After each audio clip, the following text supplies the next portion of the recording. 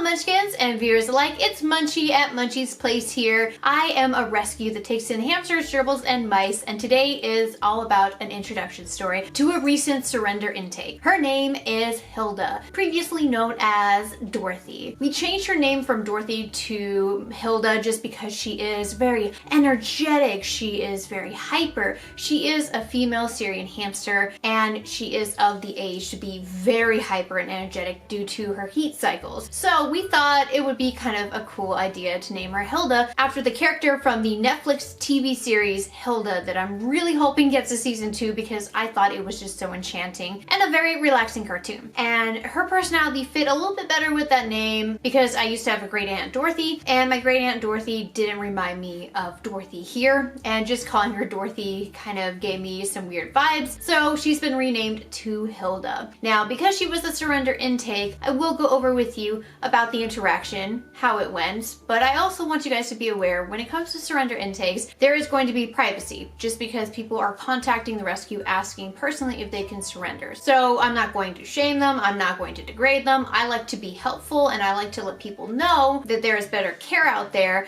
and try to educate people before they surrender, just in case they didn't have the proper care, and just giving them a sense of idea in case that they were misguided by, say for instance, a pet store. So I don't want to hear anybody putting down any surrender intakes from now on, because I've been getting people saying, oh, well, the past owner must have been garbage. No, a lot of situations come from pet stores that give poor information. Yes, they should have done their proper research, but the research out there is sporadic, and there's big companies out there that like to get their, like the Spruce Pets, remember? They like to get their information out there and in front of viewers' eyes because they want to profit from it, because it has misleading information, but they make money off of them. So it becomes very hard and difficult to find the correct type of information. And even if you were to go to, say for instance, one YouTuber, there is several thousands of other YouTubers who might say differently and might have their own personal preference. But today's intake is all about Hilda. Now Hilda here is estimated to be around 8 to 10 months old, but her previous owners did let me know that they had her for at least 6 months. So for the reason to surrender to the rescue, they just did not feel like a hamster would be safe in their home environment after having her for about 6 months,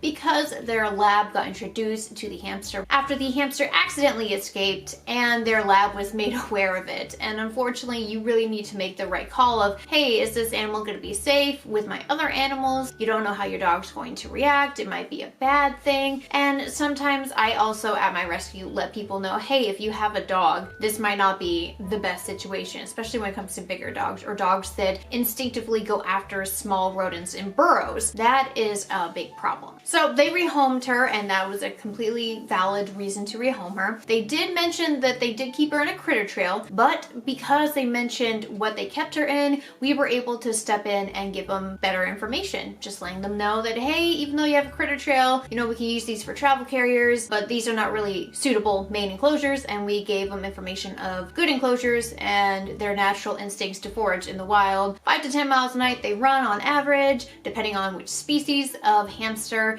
and they need a wheel in there 24/7 and blah blah blah. And they were very grateful. This family was very grateful for that information, and they were nothing but sweet. So they let me know that Pecco, hey Pecco, haven't seen you in a while, and you for some reason are following me. Oh, it feels kind of creepy to like also bring you up sometimes, but also raise you back down. But Petco employees did not give this family proper information. Now Petco in their stores, unfortunately Petco, if you're listening, because I don't even know anymore, I just saw you one time comment or say something at one of my videos, and now I'm like, oh, Petco's watching. Well, at least you're watching and getting input. I mean, PetSmart's watching and getting upset. So there's that. But anyways, Petco, they unfortunately only have one set of enclosures. And you want to know what that is? KT. KT, or You and Me, which is Petco's own personal brand. So you either get one hamster cage or the other hamster cage, or the many cages that KT offers. KT is like the only brand at Petco, which is very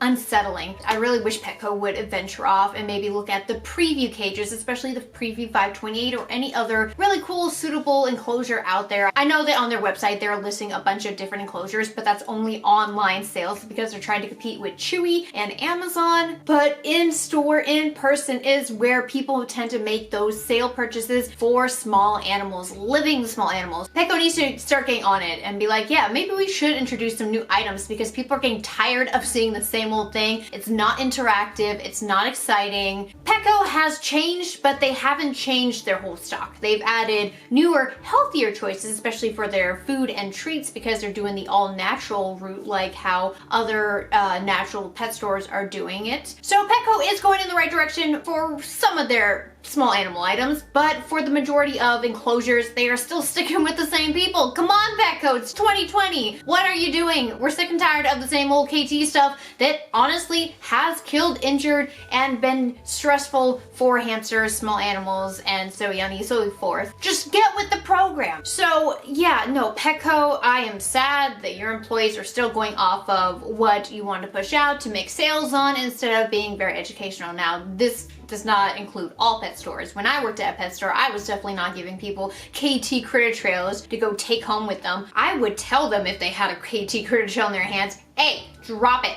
right now. And let me tell you something else. Let me tell you how to properly take care of this animal. Let me tell you how you will enjoy this animal and have a good bond with it, rather than just thinking that it's going to be okay and then not knowing the stress signs or why your hamster is screaming at you or not wanting to be interacted with, and not understanding that what you see that are being advertised here as living things are baby animals that you get from places that breed them. So pet parents just don't understand what they're seeing when they grab something because they don't research it or they don't know because they are beginners. So this family unfortunately was victim of the pet store, I wouldn't say scam, but the pet store push to just give them whatever says it's for hamsters on it without actually educating the customer. And there's been times when customers have come back to pet stores and they're like, yo, this doesn't work out, and then they recommend something completely horrid. And that happened to Pancake and Waffles. If anybody wants to see that, go ahead and see it, because it is sad to hear that when one thing didn't work out, you give them something worse. And especially when it has baking soda in it. I mean, just yeah. So it really says a lot about the company and the training, but in those training videos of those pet stores, they really don't teach you shit about animals. They just tell you how to clean the enclosure, what to look out for if they're sick, and that's about it. They don't tell you a lick of information about the species of animal. You're supposed to learn that from your superiors, huh? So let's go back to Hilda. Now, Hilda, she was supposed to come with all of her things. We were probably going to use that KT Critter Trail as a traveling carrier if it was in good condition, and we were told that we would be getting her wheel, exercise ball, chew toys, and closure. But then we got a text message saying that they have a travel carrier for her, and it was a small plastic bin that had some holes on the top that was designed like that. And I thought maybe they were just including that in with the original stuff that they were supposed to be transferring over into our care. And unfortunately, upon meeting them, they did not hand over anything that they said that they were going to. So that's why I can't show you anything that I wish to discuss with you on an educational level and or to review in the future for improper care if they did happen to have an enclosure that was suitable to be reviewing, so I can warn people if I don't have the cage in question to review. There's a few reasons why we encourage people to surrender all their things, and this is just for educational reference for you guys out there. It's a good idea to have everything surrendered to a rescue because it has their scent on it and they can get used to, say for instance, if you gave them chew toys or bedding, used bedding or hides or anything that has their scent, transitioning to a new environment is a lot less stressful for them. So she didn't come with anything, which was unfortunate. And when it comes to food, for instance, that is really needed to be slowly transitioning off of. You don't want to be upsetting their stomach at all, so transitioning from their old food to a new food is preferred, and so we did not get that. And then of course, like I mentioned before, the bedding situation, it looks like in the travel carrier that they did give me her in, that it was all new bedding. So unfortunately, she did not have her scent. She was really neurotic and stressed out beyond belief on the car ride home, and I was a little bit stressed out too, just because of other things that were going on. So when I mentioned that to the person surrendering, hey, the deal was you guys were gonna surrender everything, how come you don't have anything? They explained that the cage was already cracked, they're gonna throw it out at home. Okay, that's fine. What about the food? What about the bedding? Oh, well, we don't have any of that stuff. You know, we were using it all up, and so she doesn't have any more. So unfortunately, when we took in Hilda, she was extremely stressed out, and it definitely has a lot to do with her situation she was in, being inside of a bin that did not smell of her as she's being transported with none of her familiar scents. But when we got home, she did settle down, and now she's doing okay. She is okay to be handled. She was around a little boy that really loved her, and was just unfortunate that this had to happen, that she had to be rehomed because of another animal in the household was a possible danger to her, and she was a possible danger for escaping. So right now she is in a 40-gallon breeder tank, and she's being very explorative. She got on our wheel within the first 10 minutes of being in the new enclosure. I tried to sprinkle all of her bedding around, so I'm happy she is so friendly, because that will make her a lot easier to rehome when it comes the time to do so. But for now, she's at the rescue enjoying her time here. So thank you guys so much for watching the introduction video of little Hilda. If you liked it, hit like to show support, comment down below with anything you'd like to say about Hilda, and subscribe if you're new here and would like to become a part of the Munchkin family. And I'll see you guys around in the next introduction video. Bye bye!